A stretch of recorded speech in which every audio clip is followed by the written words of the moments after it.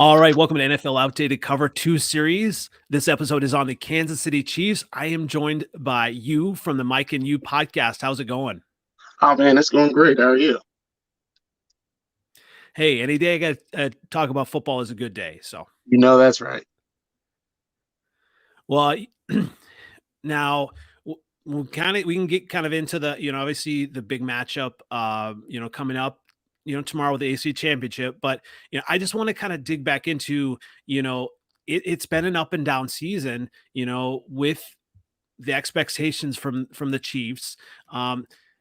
For as like podcasters and fans, where have you been at this season with the roller coaster? I mean, did you kind of expect this when you kind of looked at the defense and now the turnaround?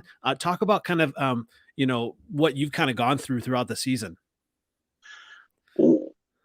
As a team that has, sorry about that.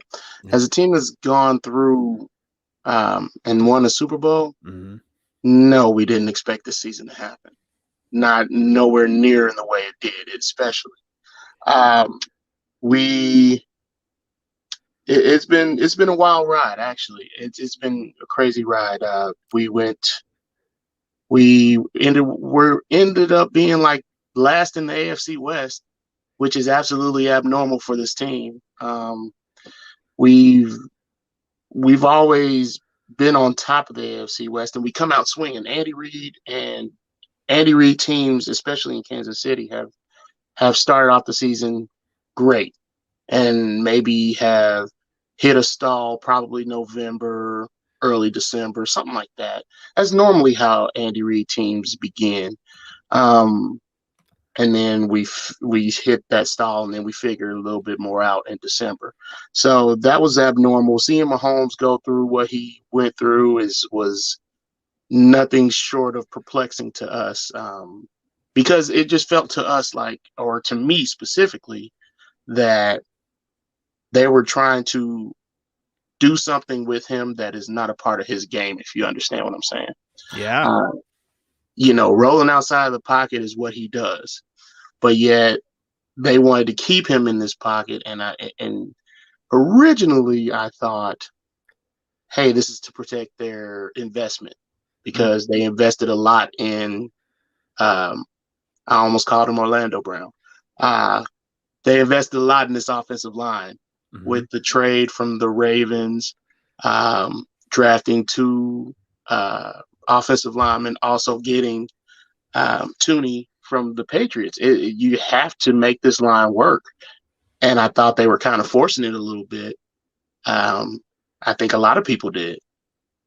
And it eventually worked. You stick with the game plan, it'll eventually work. But at the beginning, when the Broncos are number one with Teddy Bridgewater at quarterback, it kind of puts a lot of things like almost red flags in your head, like, oh, we got to figure this out. Yeah, when you kind of look at that division, it's so interesting. Obviously, everyone, kind of, nationally, even though Mahomes and there was kind of the slide, I kept hearing everyone's like, oh, they're going to pull out of it. They're going to pull out of it. And then I believe was it Michael Irvin that said they're not making the playoffs. And I mean, what did you at that time? What were you kind of thinking when you heard that?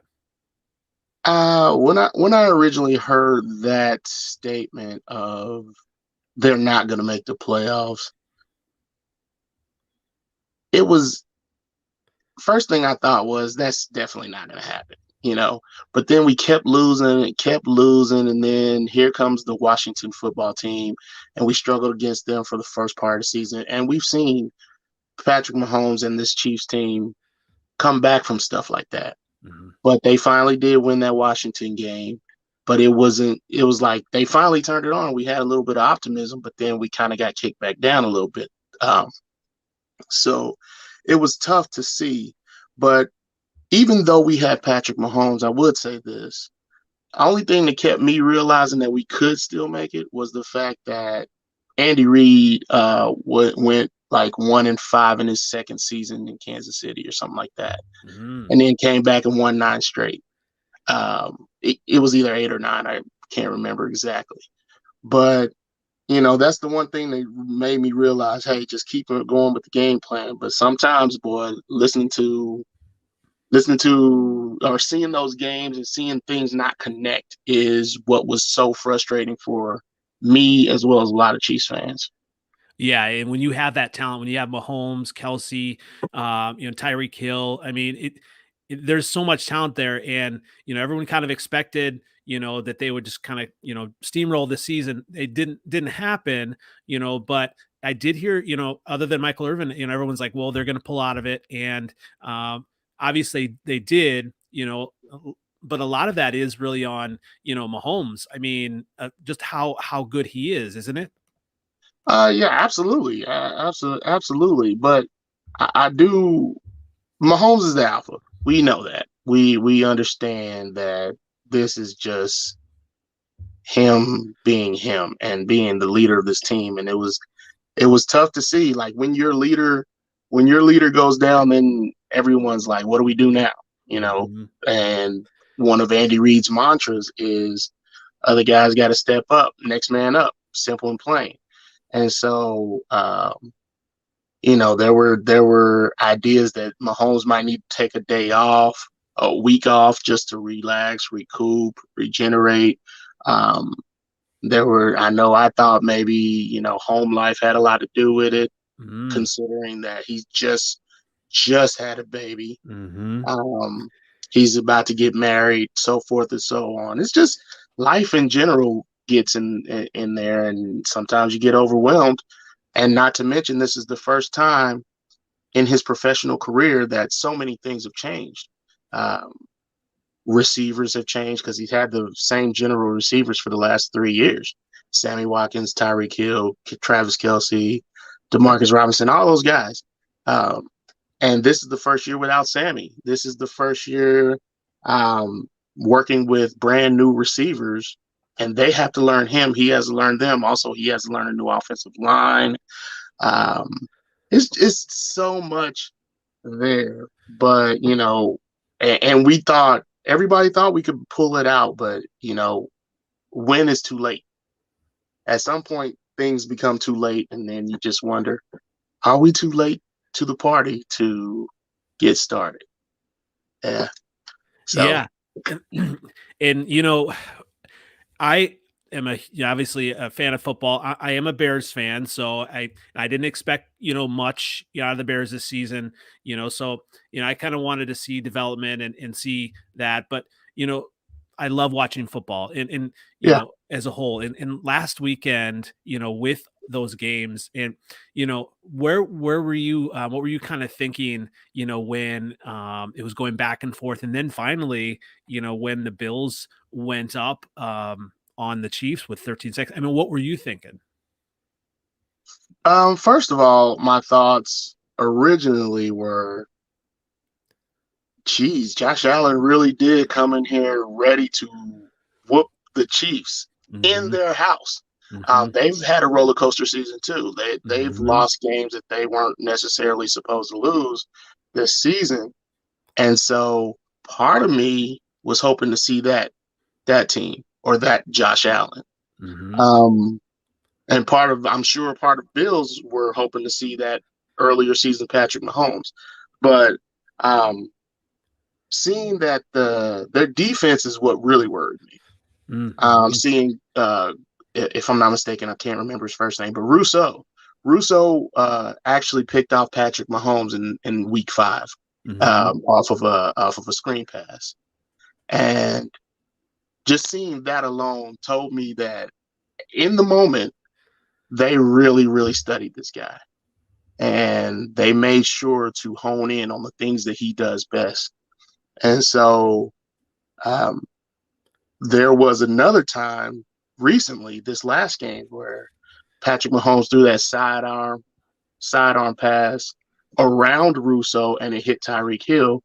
And I said, man, this guy, Patrick Mahomes, he realized what was going on in that moment and it slowed down for him. Like the craziness of that game where I saw both teams able to elevate themselves to a level that was almost all time. Mm-hmm. It wasn't just in the defense. In the defense had their spots. They had their moments. Mm-hmm. More the Bills than the Chiefs, but Mm-hmm.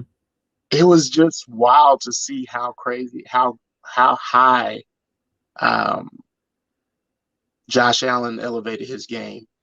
But then realizing that those 13 seconds, I was even doubting in that 13 seconds. Like I was like, dang, man. And they kicked it to us. So that means we started at the 20, I want to say. Mm-hmm. And then we had to march all the way down the field. A lot of people said that McDermott should have squib kicked it. And normally in normal situations you would squib kick it, but he wanted them to march from all the way down the field and back, like instead of giving them a shorter field and burning Yeah. time off the clock. That So that is a good point, because I did actually get a chance to talk to a couple of Bills fans, and that was the thing. Yeah, do the squib kick, but you're right. Had they squib kicked it, it wouldn't have been as far back. They maybe would have had less time, but they would have been further up the field, and so Mahomes still could have gotten them in field goal range. give give let's say we saw what happened for the first for that 13 seconds, okay? Give him a shorter field. You Mm-hmm. might have lost that game in regulation. Mm. If given the same situation happened based on what we just got done seeing, Mm-hmm. if everything happened the same, you would have lost that game in regulation and not giving yourself a chance in overtime. And do you want that? No, absolutely not. So I don't think it was a wrong decision to go for it. I mean, to kick the ball downfield, give him the full length of the field to go. Excuse me. Um, yeah, so I don't think it was wrong. I think McDermott called a great game. I think he even made less mistakes than Andy Reid did, and I Mm. thought that had a lot to do with it too. Because the mistakes that I'm referring to is Andy Reid getting cute, calling that Blake Bell shove or Blake Bell pass at the goal line, Mm-hmm. and I mean that's an Andy Reid thing. Andy Reid has these random plays dialed up, and it's fine when it works. Right. But Right. as everybody knows, it's fine when it works. But you want it to work, and I just think he got a little bit too cute in that moment, and it just didn't work. So, that's the main one that sticks in my head. But I think Mm-hmm. McDermott called a straight on good game, Mm-hmm. and Josh Allen, he trusted Josh Allen a lot in that moment, in that moment of the game, and it paid off. But sometimes you just run into a buzzsaw. Sometimes you can't do anything but say they were better than us today. And unfortunately, unfortunately for Bills fans, that's what Patrick Mahomes was. He's just better than him. Yeah, I don't know if there really has been a quarterback that you could really compare to Mahomes. I mean, just with those sidearm, throws. I mean, he really is kind of a one of a kind. I mean, does anybody come to mind that you think of? I mean, the only other person I could think of is Aaron Rodgers. Just seeing Aaron Rodgers be able to orchestrate a Hail Mary pass and be Oh, able right. to put it where a Devontae Adams or I can't even think of the kid from Jordy Nelson, Mm-hmm. where guys like that can reach up and get the ball, and his high percentage of completions on Hail Marys. Mm-hmm. Um, but I would even say he takes it a little step further because he's more mobile. Mm-hmm. He extends the play, but he can run, Mm-hmm. and that's not really something you see Aaron Rodgers do. Mm-hmm. And it stinks that we missed out on the Mahomes versus Aaron Rodgers narrative because Oh, yeah. yeah, that was supposed to happen this year, and the NFL wanted it to happen more than Oh, yeah. anybody. Oh, But yeah. I would think that's the only person that I can compare to Patrick Mahomes. if we want to go back further, maybe Dan Marino, but of course the legs weren't there. But the arm strength is absolutely there. Mm-hmm. You know, and so obviously, you know, we're talking about Mahomes and Rodgers and quarterbacks, but what I really liked, you know, they showed the mic'd up, and I'm sure you saw Kelsey, Travis Kelsey, you know, talking to Tyree Kill on those last few plays, and I mean, it's awesome, you know, as a football fan to get that window into the game in those moments. You know, what makes Travis Kelsey so good, and you know, obviously. I mean, what's, you know, is he the greatest tight end ever? I mean, better than Tony G? He's getting there. Yeah. I will say that. I don't know if he's there yet. And the only thing that will push him over the edge would be the Super Bowl ring at this moment. But the stats aren't quite there yet. It's getting there, and it's getting there quick. And to think that he was just drafted in 2013, he hasn't even played 10 years in the league yet. So give him that time first before we throw, because the stats got that. We see what he does on the field, but the stats have to couple with it. So yeah, I would say he's getting there. But seeing that whole mic'd up segment, I tweeted earlier in the week that I feel like there's a narrative around Andy Reid and his play calling and being rigid with his play designs and not wanting people to, or not wanting the players to deviate from that. I don't know how much of a national narrative that is, but it seems as though it was at one point a narrative. I'm sorry about that.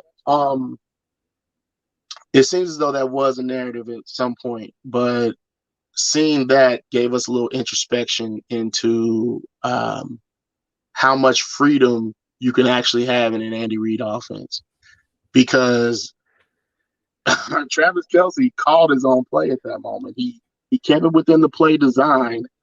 He kept it within the realm of that play, but he was talking to he threw it by Tyree Kill first. And then he told Patrick Mahomes, and he waited for Patrick Mahomes to give him the go-ahead, which is very interesting to me because he already, you know, had the go-ahead from Andy Reid. Otherwise, he wouldn't have done it. But seeing that Patrick Mahomes confirmed, do it, Kels, do it, and it's like, well, I love the play design. The play design was already there, but then throwing that out there gave them a little bit extra. And just seeing that he was able to see that was enough for me. Like he was in that last, 5 minutes of the game, he showed greatness. And if we look at it, the only person besides Tony Gonzalez that you can really compare the tight end position to is Robert Gronkowski. And I'm thinking back to 2018 where Rob Gronkowski just kind of went off on the Chiefs. He was at the end of his career, and it wasn't looking like he was going to be that great. But when they needed him to make that play down, I want to say down the right hash mark, he was able to take that down and get them into a play where Tom Brady could score. And so seeing Travis Kelsey basically do the same thing was nothing short of amazing. Yeah, and you know, obviously you got Travis Kelsey, but another you know, amazing part of the offense is, you know, Tyree Kill. And you know, if you take Tyree Kill out of this offense, I mean, what happens? I mean, he is kind of that guy that really can just in an instant, you know, I mean, he can score from any place on the field, can he? Absolutely, he can. He can hit home runs in a football game. It's crazy to think, and you know, at the beginning, for a little while, some people were saying he lost some of that speed, or we hadn't seen it, and we've seen him evolve as well, taking the shorter routes because we're used to seeing them, Patrick Mahomes and Tyree Kill, go for the long ball because chicks dig the long ball, right? Yep. we've been used to seeing that. But when the game dictates that you change, you gotta change. And so he was able to start taking the shorter routes, and he struggled with that at first. There, trying to think, I want to say that was against the Bills too, Mm-hmm. where one came off of his hands and it was intercepted in return for a touchdown. There was plenty that came off his hands. He had a really difficult time at first, Mm-hmm. but they kept working it and kept working it, trust the game plan, and they were able to figure it out to where not only could he catch those balls, but he can create space and get up the field with what he makes it look like minimal effort. He makes it look like minimal effort. So it's just good seeing the struggles that they went through now working themselves out, and we see where they're at now.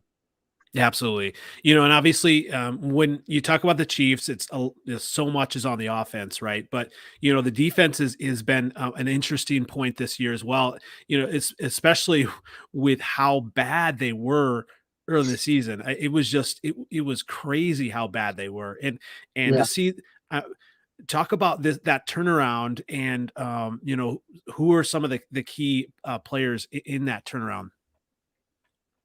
When we look at the beginning of the season, Chris Jones was the first person that comes to mind. He's one of the linchpins for this defense. But there was some weapons that we needed on defense, because there's a situation where they ended up trying to move Chris Jones to the outside, move him to end. While it kind of worked, it was fine for what it was. There was things that Chris Jones needed to be able to do, i.e. setting the edge against the run game, that he wasn't able to do because he doesn't play that position on the regular. He was learning that position. And for a team that is trying to get to their fourth AFC playoff game or AFC Championship or the third Super Bowl, time for experimentation was not great. We tried to bring in Melvin Ingram before the season, and he came, he saw what he needed to see. They got down to contract negotiations, didn't work out the way they wanted to. I think the money wasn't there. And then also I think might have been some things about his health in question. Not 100% sure on that, so don't quote me. But just seeing him walk out the door, I knew when you got a guy like Melvin Ingram, who played for a rival of ours, come in and leave, I said, I don't know if this Chris Jones thing is going to work. I didn't think moving Chris Jones to the end would work because he's top 5. Of course, there's Aaron Donald, and then there's a lot of other guys. But Chris Jones is top 5. And so what they did was they brought in Jarran Reed from Seattle, and they thought that they would be able to replace Chris Jones. There's no way you can replace Chris Jones in that aspect. But they were able to rectify their mistake, bring in Melvin Ingram, trade for Melvin Ingram, a 6th-round pick, and rectify that mistake, and it's paid off in dividends. Jarran Reed and Chris Jones in the middle helps out stopping the run game. And then Melvin Ingram coming off the edge. And then also I want to highlight L'Jarius Sneed and Rashad Fenton. Rashad Fenton's a big one because he was all right. He wasn't super great, but we saw him mature during the season too. And so what we're looking at, and then also one more guy, our linebacking core with Willie Gay and Nick Bolton. Those two guys have been super instrumental in what we're trying to do. Willie Gay has tremendous sideline to sideline speed, and for a linebacker, of course. And then Nick Bolton, he just finds a way to be around the ball. he finds a way to be involved in the play. He, at one point, he might still be, I don't know, at the end of the season, but he had the most tackles for loss. And that is an attribute that you can't teach. Just being around the ball and finding a way to locate the ball and being there in that moment. So there's still a lot of work to do, even if we even moving into next season, there's still some work on the defense that needs to be done. But you got a good core here. So those are the defensive players that I want to key in on. Absolutely. And obviously the defense is going to be key kind of going into this matchup versus the Bengals. We talk about, the Nick Bolton, the, sideline to sideline. I mean, we got Mixon, who's a playmaker, he's going to be tough. What I wonder is, obviously you look at the game, that versus with the Titans, and Joe Burrow is on his back, what is it, nine times? Yeah. Do you see the Chiefs kind of getting that same type of pass rush or even close to really kind of throw Joe Burrow off this week? There's no choice. You have to. Mm-hmm. There's no other way. Joe, you just mentioned the 9 times Joe Burrow got sacked.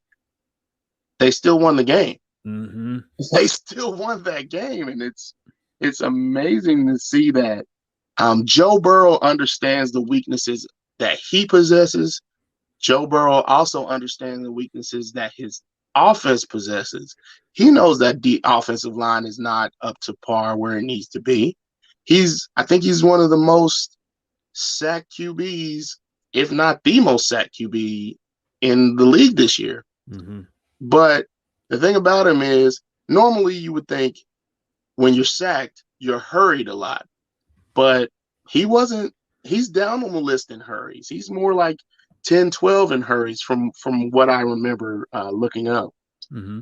And so that means that he sees the deficiencies in his offensive line, but he knows the strengths of his receiving core.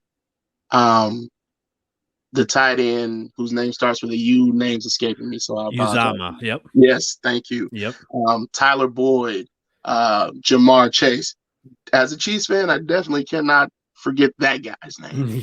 And Mixon coming out the backfield. Mixon has been good for quite some time. He's just been, had his stint with injury. So there's no way you can downplay what Jamar Chase is doing. I mean, not Jamar Chase, what Joe Burrow is doing, not to mention that he came off that huge game at LSU, so we know what he can do. Mm-hmm. As long as they're able to keep him relatively clean, because he doesn't throw a heck of a lot of interceptions either. So if you can't sack him, then you're no good. Mm-hmm. But even if you do sack him, he can still win the game, i.e. against the Titans. So you just got to keep getting the pressure on him. And pressure, you have to get home. You have to get home. And, when you look at this game, obviously the Chiefs have been in this position before. Is this the most maybe worried you've been for a matchup in an AFC title game with the Chiefs? No, I would say it's equal with the Titans from was that 2 seasons ago, I think. Derek, the defense has had an issue stopping the run at some time, especially back then. And Derrick Henry, of course, was at the apex of his powers almost at that time. Seeing him come into town, and you just hope that you can be able to, you don't think you could stop him because no one did, but hoping to contain him is what you wanted to do. And we were able to do that. However, this defense is not the same as it was 2 years ago. We're also not talking about Ryan Tannehill. This is completely different. This guy knows pressure. everybody's making a big deal about the whole LSU crowd noise thing, and Right. that's not a huge deal to me, but I understand why Chiefs fans feel slighted by the comment. But we are talking about a guy who played in the national championship at LSU, where that can't be going unnoticed here. And so he knows what pressure is. Not only that, but the guy he's throwing to was right there with him. So he understands the pressure as well. He can grasp the moment really well. So we got to think about that. And so I just believe that the Bengals will come ready to play. They do possess the power to come back on offense. The defense will try their best to be opportunistic. By that I'm saying, whenever they can turn the ball over, they will try to do that, which is perfectly fine. So it's not going to be an easy one. A lot of people think, there's some people I know that think that we'll win by 10 points. I have the point spread more at a 4. So we will see what happens. So you do think the Chiefs will win this game, though? I do. I do. The hunger in Patrick Mahomes is one of the things that drives him. We'll see. We'll see, because there was hunger against the Buffalo Bills as well. The Buffalo Bills had their own hunger, and they were doing it with a lesser known wide receiver catching those 4 touchdowns. But I've seen firsthand what Patrick Mahomes is firsthand, and that's one of those unstoppable force, immovable objects type of situations. Joe Burrow has willed himself to an NCAA championship in LSU, so he knows how to win. He knows how to win. This is unprecedented for the Bengals in this moment. They were 10-6 this past season. I want to say their record was 10-6. This is unprecedented. Yeah. Okay. This is unprecedented. This is amazing what they're doing, especially with a guy, a lesser known coach, his name's escaping me. Zach Taylor. Yeah. Zach Taylor used to be Sean McVay's assistant, if I'm not mistaken, offensive coordinator. I believe so. Yeah. So, the Bengals organization picked this guy for a reason. They saw him, they loved him, they picked him for a reason. The man's good. And so we can't deny that this that last game with the Chiefs was one of the greatest one of the greatest playoff games we've ever seen. This game has the potential to do the same thing. I don't think it will, but it has the potential. Yeah, I totally agree. And, earlier you talked about Aaron Rodgers, and, when the playoffs started, I looked at that, and I also, saw like a Chiefs Packers Super Bowl, because I looked at Aaron Rodgers and I thought, okay, he is on a mission. And as Stephen A. Smith says all the time, he's a bad man, He's a bad man. But in the playoffs, he just, for some reason, he just doesn't do it, and as a Bears fan, basically his only Super Bowl appearance or Super Bowl, win, he beat Caleb Haney, back, Yep. And so he doesn't have, he may be one of the greatest quarterbacks ever, but he doesn't have that, and when you look at Mahomes, it's so hard, to especially with what we saw last week to bet against Mahomes. But then, you on the other side of the ball, you see a younger, up and coming, Joe Burrow has that same edge, and that's it's so cool to see. We're really in a fun, era of quarterbacks, I think, aren't we? Absolutely. It's like the early 80s when I will reference him again, Dolphins quarterback who I just mentioned. Dan Marino, yeah.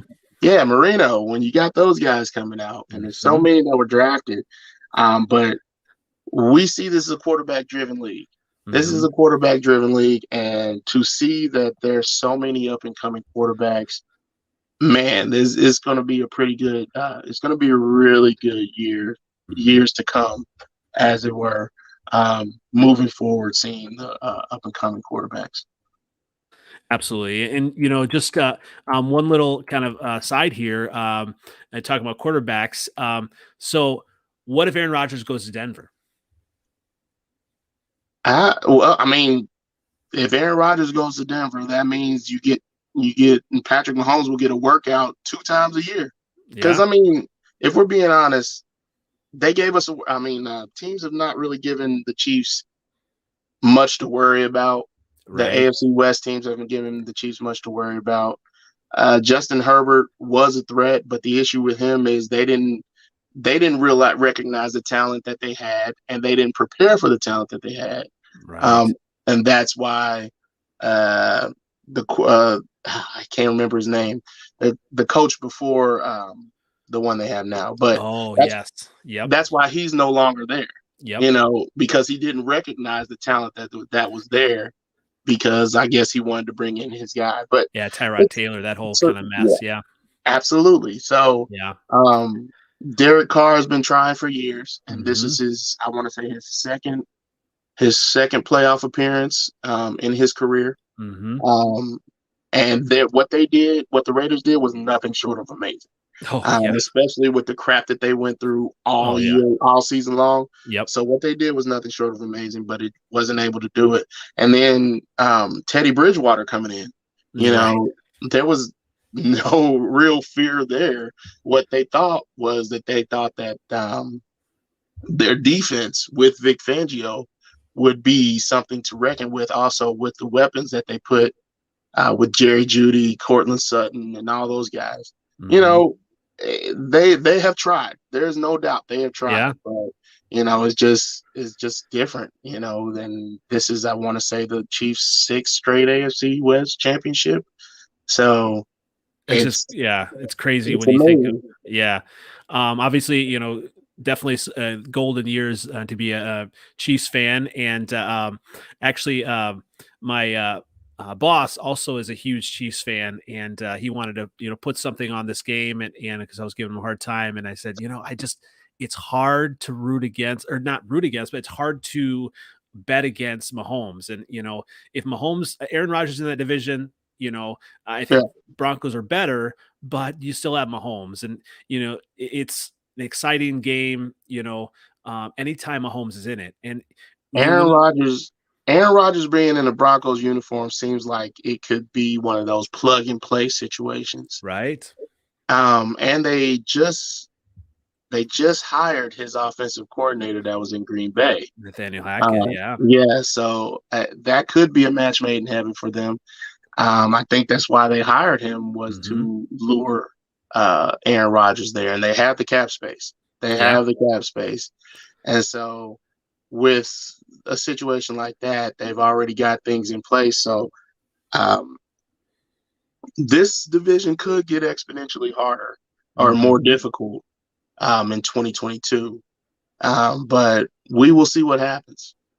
Yeah. And, speaking of kind of seeing what happens, obviously you have picked the Chiefs to win. So who is the more exciting Super Bowl matchup for you as a Chiefs fan? For me, the exciting one would be the rematch against the 49ers. For me, I was rooting for that even when they first made the playoffs. I was rooting for that. But I'm gonna be honest with you, seeing Stafford in a redemption tour, as it were, because he couldn't do anything. He got stats in Detroit, but wasn't able to get to that promised land. I think he made the playoffs like twice, maybe 3 times out of his career. But seeing him be able to go with a guy like Sean McVay, a mind of his, that offensive mind of his, I would love to see the Chiefs and the Rams go to the Super Bowl. That's the matchup. It's going to be more difficult I think, than it would be if we win against the 49ers. But I do think that that's probably the more entertaining outcome of the two, because I'm obviously choosing the Chiefs. But yeah, I think based on those two teams, I think the more entertaining one outcome would be the Rams versus the Chiefs. Absolutely. When you look at, everything that, the Rams could do offensively, and, obviously then it would be, former, Rams, having been in St. Louis for so long. I mean, that was, I don't know if it's really ever been a rivalry, so to speak. But that part of it, but there definitely would be storylines, so many with Stafford and everything. And I like, all that they have. I'm still not betting against Mahomes in any type of big moments. Like, I wouldn't either. But if we were able to go against the Rams, their defense is really stout. You got Aaron Donald is, man, first ballot Hall of Famer. Then you got Von Miller, who has gone up against Mahomes 2 times for the last 3 or 4 years here. Right. And so you see him wanting to get some revenge on Patrick Mahomes. Let's be honest with that. Him wanting to get the revenge. Also, Jalen Ramsey, ball hawking back there. Like, the names and the acumen is there. All that stuff is there for this to be a huge game if it happens. So we'll see what happens. Yeah, I mean, and thinking of what happens as well. I'm kind of going back to on the other side of it. If I don't want to put this out there, but I'm going to. If the Chiefs lose this game, what next? Does that taint Mahomes' legacy or Andy Reid's or anything like that? No, I don't think it taints Andy Reid's. Let's start there. I think Andy Reid struggled so much to get to a Super Bowl and win it for so long that this can't taint that. Like losing 2 Super Bowls 3 Super Bowls wouldn't taint that legacy, because he's finally won his one.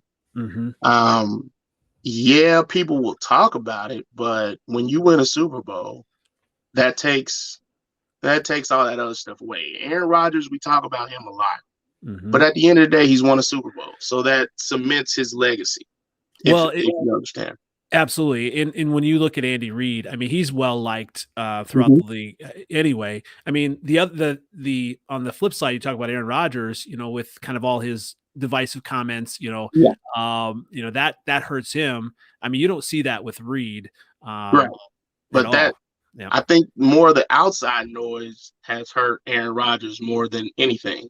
Yeah.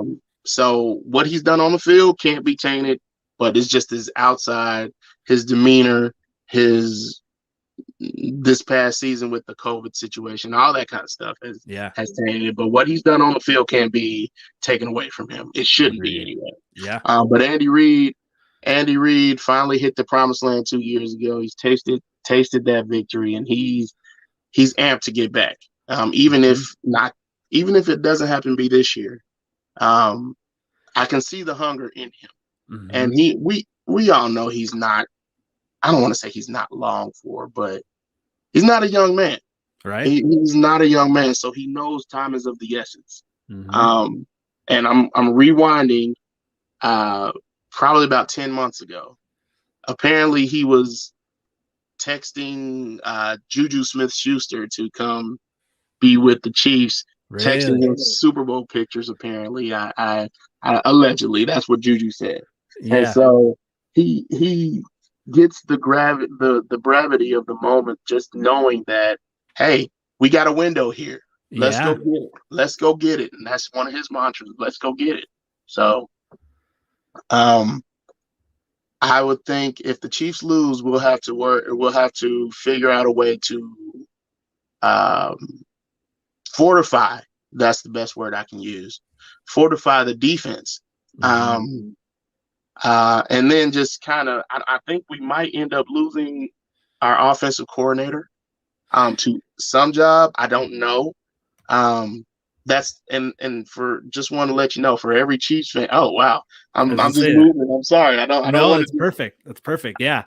And so when you talk about if we did lose this game, you're talking about um, change again Mhm. after we've experienced such change this last season.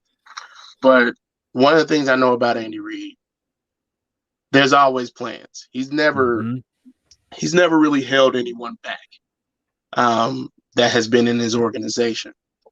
So he wants them to do well. He wants guys to get their proper due and go where they need to go to make them, for them to succeed.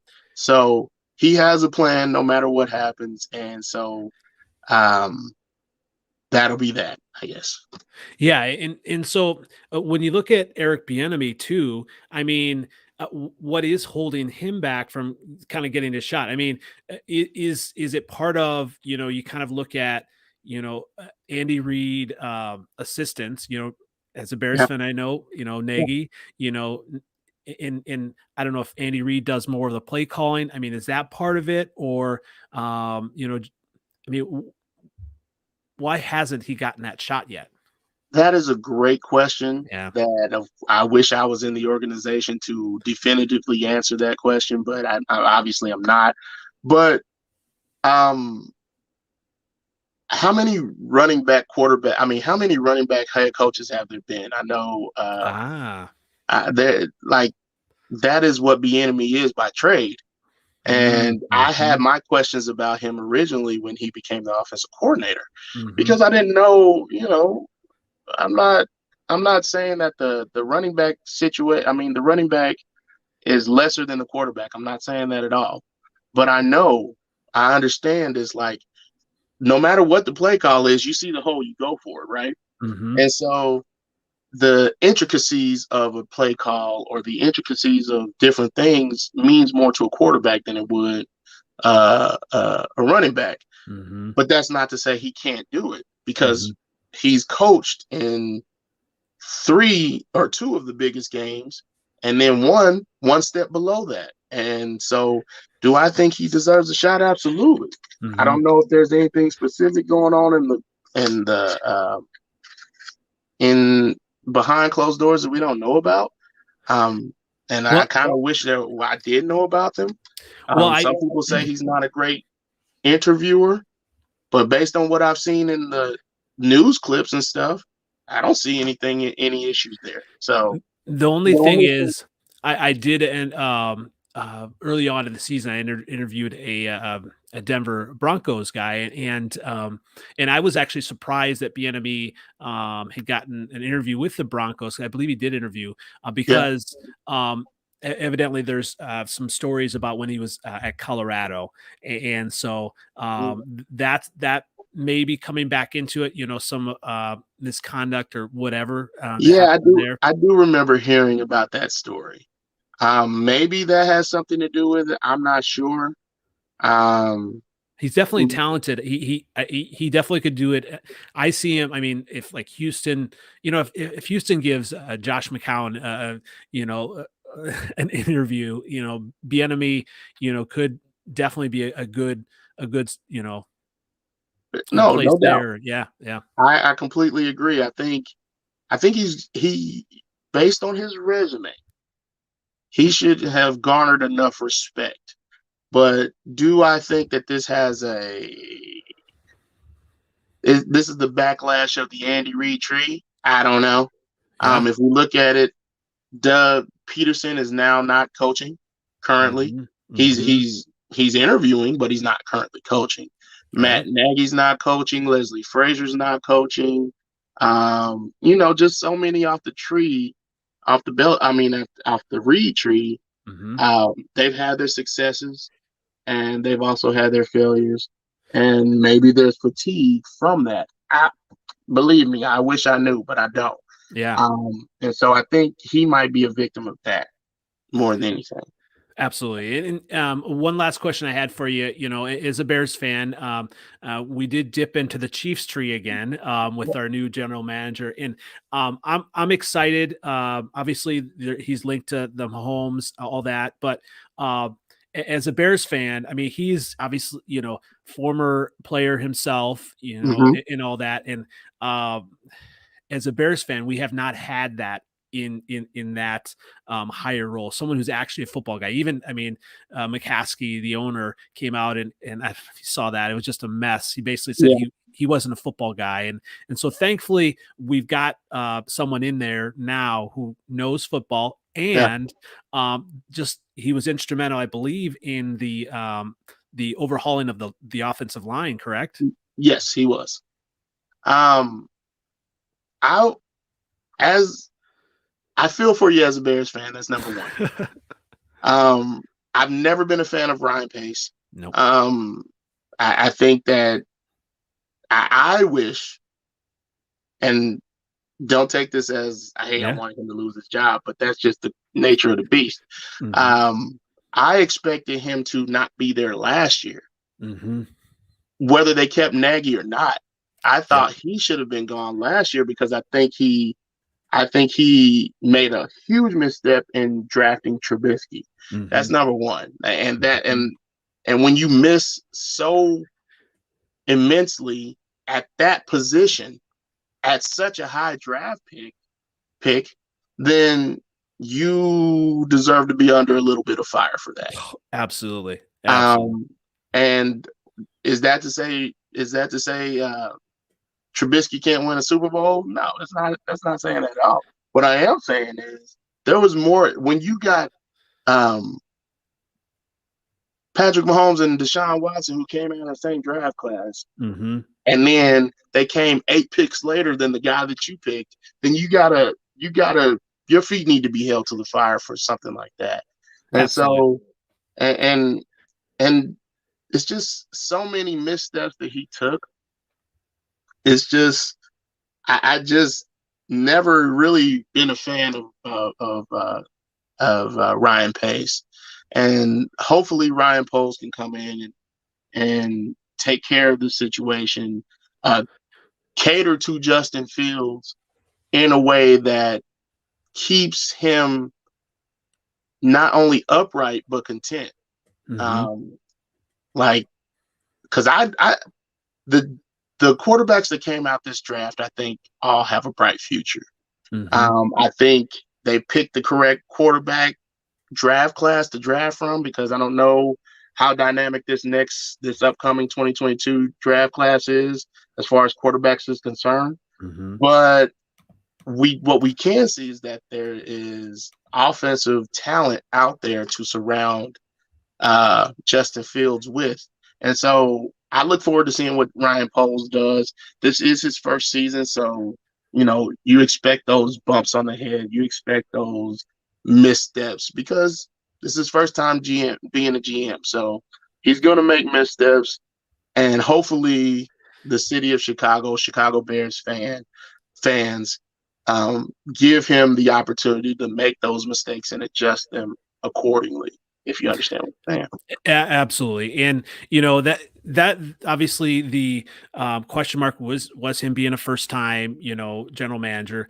But I like already, I like that he is already targeting an assistant GM, and Yeah, Bears have not had that. And they need more football people in those I agree. leadership roles. And because we've been kind of resting on being a flagship franchise and all that, but you need the football people to actually, be able to make those evaluations. And, Absolutely. with that, I mean, as a Chiefs guy, um, is there something maybe that you kind of know about Ryan Poles, or how much did you really kind of know about him within the organization? Well, I know he was. I'm gonna be honest with you. I know of him because I just try to keep myself abreast of those things. Yeah. But as far as what his pull in the organization was, I'm not 100% sure of that. I'm not. I don't know what I don't know. Yeah. But I know. What I do know is that I put enough faith in Ryan Poles to understand that he can stay in his lane. And by Mm-hmm. that, I mean, he knows enough scouts, enough guys, and he knows he can trust these specific scouts and talent evaluators to find the team that they're looking to build. Mm-hmm. And I also think, based on what I know, what I've heard about Ryan Poles, is that he's not going to come in and be a Chiefs guy. Like that's one of the things about GMs that I can't stand. Mm-hmm. And I'm gonna tell you firsthand, because Scott Pioli came over here from the Patriots, Mm-hmm. messed this franchise up. Mm-hmm. And so I don't want that to happen to you guys. I think he's going to take what he's learned from this organization and end up hopefully doing a good job. But I don't think he's going to do it in the same way that Brett Veach or even guys before him did.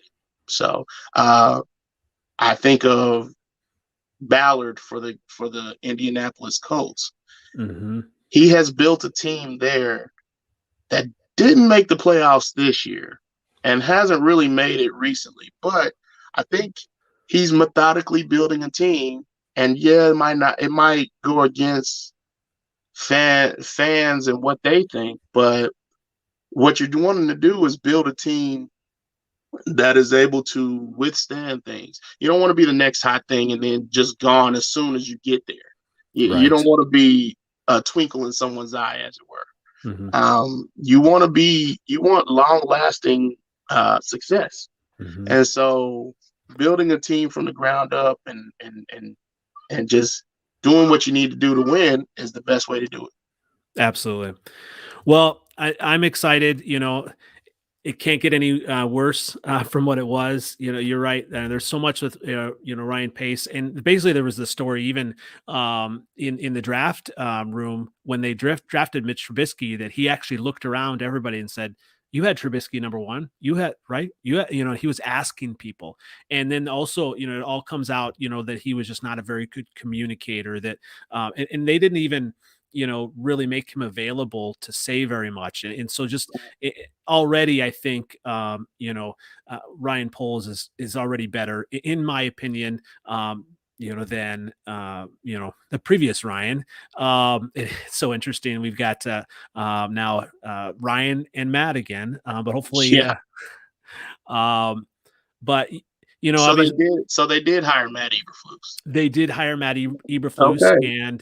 and so they're gonna they're gonna try to go that route, and that'll be interesting. That's kind of a meh pick from people, but I like it. I like it.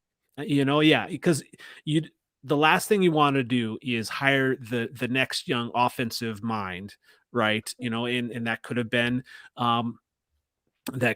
with the Bills guy, Yes. but and then you have him come in and then he fails, or he basically doesn't want to adjust or adapt and holds on to his offense. You want to build almost the Bills way.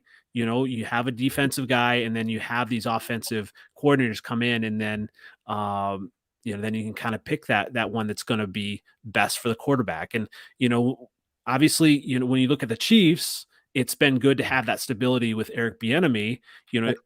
If he does leave, where do you think that the Chiefs would turn to their offensive coordinator? With that, like I said, Andy Reid always has a plan. Yeah. And Yeah. there is a guy named Mike Kafka who is the quarterback's coach, and he would just step right in. Yeah. And he is like what I wanted from Bieniemy. I was worried about, as we previously discussed, I was worried about what he would see as a running back versus what he would see as a what he would be as a quarterback. But yeah, Kafka has been with Mahomes every step of the way with Mm. this situation. He's been there. Kafka was also part of a couple of quarterback searches I mean, offensive coordinator searches. Ah, And so he had to be elevated. Andy Reid elevated him in his status in an effort to keep him with the Chiefs. And so I'm looking forward to what he can bring to the table as far as being a coordinator is concerned. yeah, former Northwestern quarterback himself. Yep. Absolutely. Yep. Absolutely. Yeah. So we'll see what happens. And I keep saying that, but I'm interested.